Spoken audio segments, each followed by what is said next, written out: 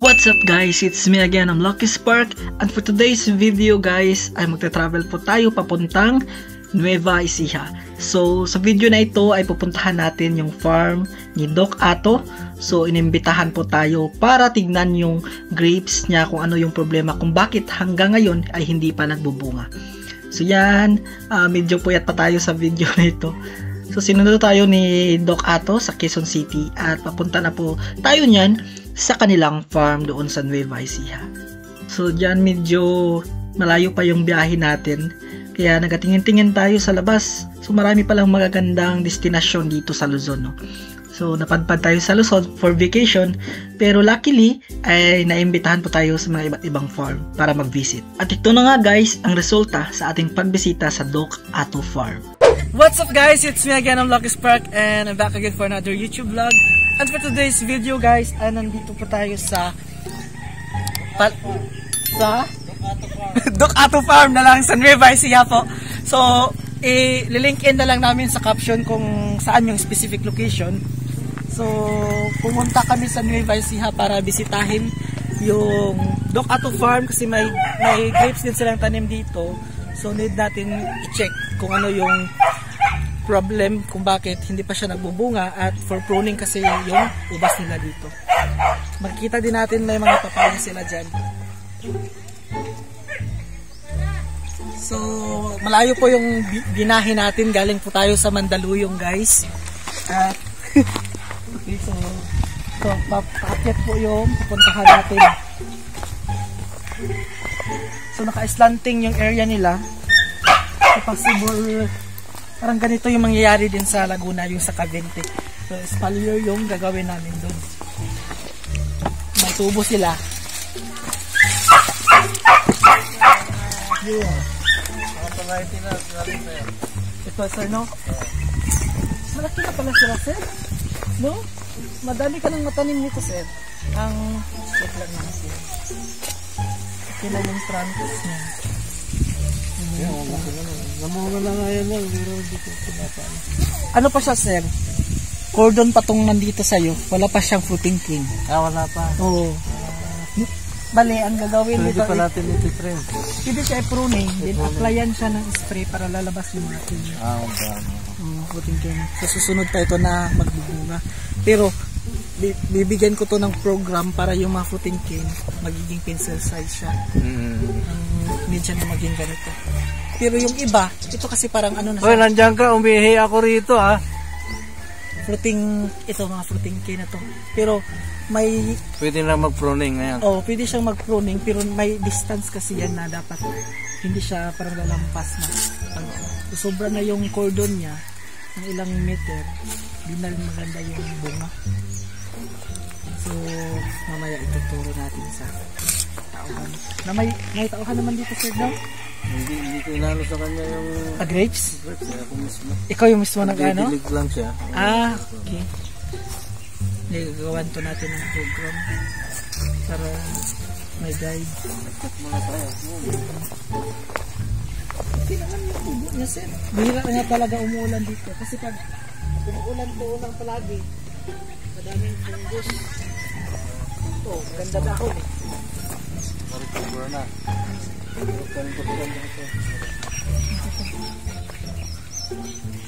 Yung sa bahay nyo sir, may katao ba doon? May katao ba? Pwede yun, kukuha ka dito ng sayo, i-graph. Bubunga yun ng masarap.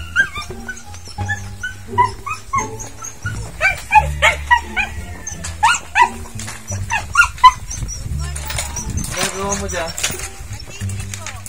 Makura? Hello guys, so we are back again. So nandito po tayo sa farm ni Doc Ato, at makikita natin ito po yung ubasan na tinanim niya 1 year ago. So yung ibang variety dito is galing po sa akin, so nabili niya sa merchandise ko. Pero makikita nyo naman yung iba pencil size na siya, pero mahirap kasi yan, hindi siya magbubunga dahil hindi tama yung structure. So isa yan sa dapat i-take note guys sa pag-uubas, na yung grapes may tama siyang structure na sinusunod. Kasi kapag hindi mo na i-produce yung tamang fruiting cane, mahirap po siyang magbunga. Although merong mga variety talaga kagaya ng katawba na kahit saan mong putulin, bumubunga siya. Pero yun nga, pag aim natin yung mga magandang quality na variety, yun po talaga sinusunod natin, yung tamang structure ng grapes. So magsimula tayo muna dito sa baba. Medyo mataas lang siya, hindi natin abot yung trellis. So una-una mapapansin natin guys, madami siyang mga extra na sanga. So meron to, meron din to, at yun sa ibabaw meron din. So sobrang dami. Ang mangyayari kasi kapag madaming mga extra na mga stem or parang another branch, yung focus ng nutrient kakalat siya, hindi siya iisa. So dapat isa lang yung papatubuin natin pataas. Tapos doon na tayo sa ibabaw gagawa ng cordon niya. At ayun na nga guys, so introduce muna natin yung isa sa mga pinakamalakas na farm worker dito sa Doc Ato Farm, si Sir Ben. So siya po yung siga, siya po yung siga. Tuturuan po natin siya yung tamang structure sa grapes, i-introduce po natin siya kung paano talaga yung tamang pag-aalaga ng ubas. So although maganda naman yung dahon ng grapes dito, nakaka-recover naman siya from yung season sa tag-ulan, pero may mga ano pa dapat i-correct para mas lalong gumanda at makapag-produce talaga ng bunga yung ubas dito. So magsimula tayo dito sir sa sa tamang structure ng grapes. Ang grapes kasi dito sa nung natanim nyo dito, madami siyang ma-observe nyo, madami siyang parang mga sanga. Meron dito, meron dito, meron dito, meron doon. Ang mangyayari kasi niyan, pag sa sobrang dami niyang tubo o mga side shoots, or tinatawag niyan term niyan sa viticulture, mga suckers, parang kumukuha sila ng sustansya. Kaya ito, hindi napapansin mo yung parang ito talaga yung tamang structure niya, payat. Dahil dito napupunta yung mga sustansya. So ang gagawin natin, i-trace natin yung puno niya, sanga. So mag-base tayo dito sa main branch. So ito yung height niya, kasi sa pag-uubas wala naman standard kung overhead trellis, pili kahit depende yan sa setup ng ubasan niyo. So ganito yung height ng trellis. So possibly dito hanggang dito yung yung head part ng grapes. Yung head, ibig sabihin dito yung magpuproduce tayo ng cordon, yung dalawang sanga or tatlo, pwede din yan, depende sa setup. So iti-trace natin yan. Ito yung main branch. Yung may tumubo siya na ibang sanga or tinatawag nating suckers, ito yung puputulin natin. Kasi mapapansin nyo yung sustansya, mas nauuna to. Mahaba na yan. Kaya ito, sample lang to natin. Sa iba, pwede mo siyang i-apply. Kasi medyo madami to, parang hindi ata tumatapos natin ngayong araw. At least ngayon, may idea ka na kung anong gagawin. So wag kang mangamba, kasi yung ibang mga followers natin natatakot. So, baka mamatay yung grapes natin.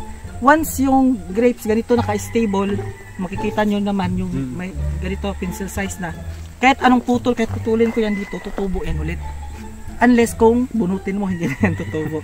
So huwag kayong matakot na puputulin yung ubas, kasi yung experience ko yan dati, yung nag-away kami ni mama, kasi sabi niya huwag yung putulin kasi kusa daw bubunga yung grapes.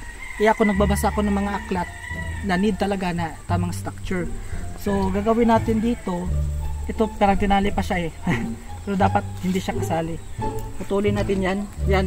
Talaga yung sasagad siya. Tapos isa ding part na dapat matutunan nyo, ito yung tinatawag natin na buds. Dito tumutubo. Once putulin mo, dito lalabas yung bagong shoots or yung dahon. So pag nagputol ka, hindi dito. Dapat walang matira na buds. Dapat sagad. Ganyan, sagad. So ito, pwedeng itanim yan. Cuttings na to, pwede na to itanim. Babad lang to ng rooting hormone. Kahit isang gabi, kinabukasan itanim direct sa plant, soil medium natin na clay at yung carbonized risal. Mga 90% mabubuhay to. Ito. Pero yun nga, hindi natin alam yung variety, wala siyang tag. Madami ata to na variety. Pero ito, kahit 2 dangkal pwede yan tanim, or magbilang kayo ng 4 to 5 nodes. Tapos putol dito, yan na yung tatanim.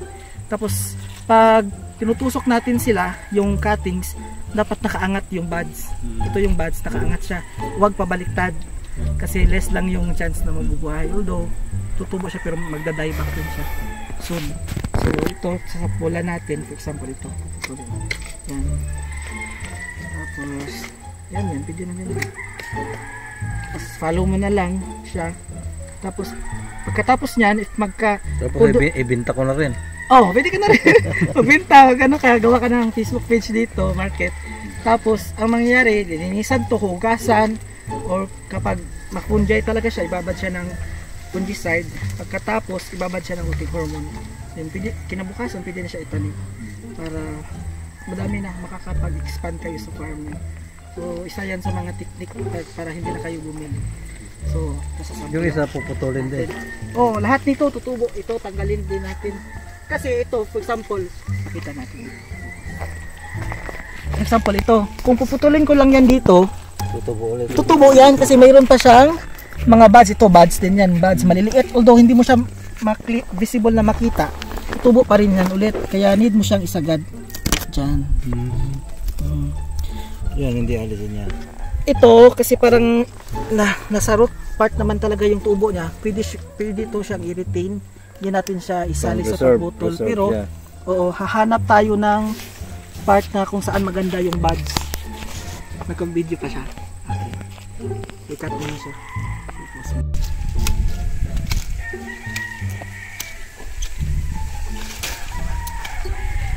Kakating na rin ako, nakala ko marunong na ako.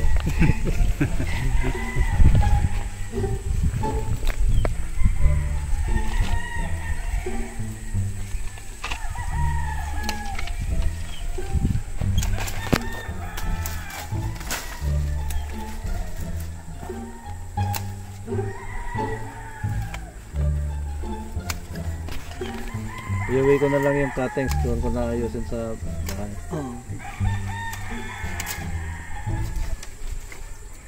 At ayun na nga guys, nagpruning na po tayo sa ubasan ni Doc Atto Farm. Ang ginawa natin guys ay trainin po natin sila para magkaroon ng standard structure po sa grapes. So basically yung nakikita natin po ay mga cordon pa lang. So may mga iilan na fruiting cane pero konti lamang po.